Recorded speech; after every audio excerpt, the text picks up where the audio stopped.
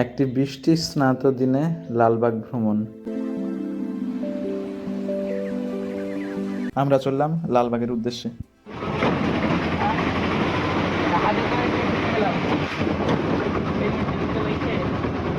ঘন্টা আগে দাদারা এই ঘন্টাটা বাজাতো দিয়ে সময় নির্ধারণ করতো। এইটা ঘন্টাটা আচ্ছা, হ্যাঁ হ্যাঁ,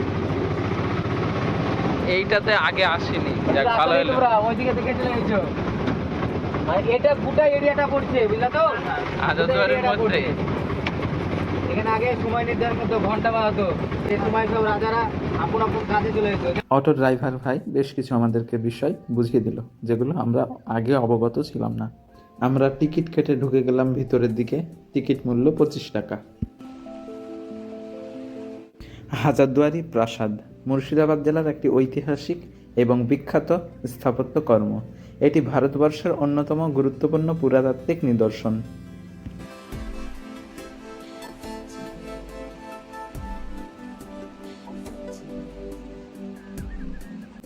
হাজারদুয়ারি শব্দের অর্থ হল 1000 দরজা।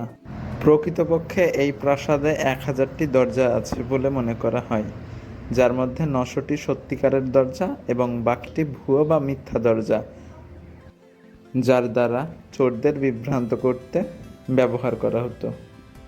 এই প্রাসাদটি তৈরি করা হয় 1837 খ্রিস্টাব্দে। এটি তৈরি করেন নবাব হুমায়ুন জা।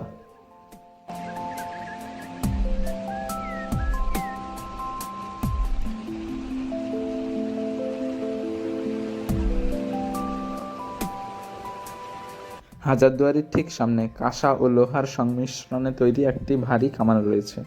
এটি নবাবদের আমলে যুদ্ধের সময় ব্যবহৃত হতো বলে মনে করা হয়।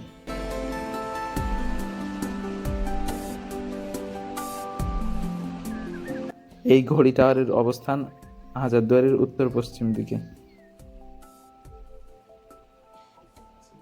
হাজারদুয়ারির একেবারে সামনে রয়েছে ইমামবাড়া।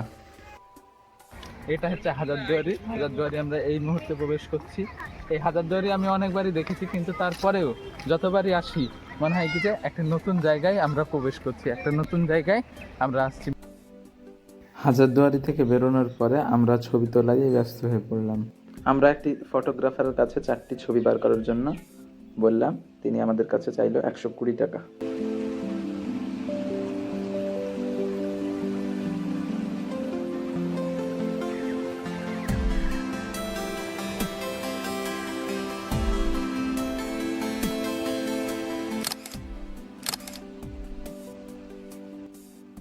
এর মধ্য দিয়েই আমরা শেষ করলাম হাজারদুয়ারি ভ্রমণ।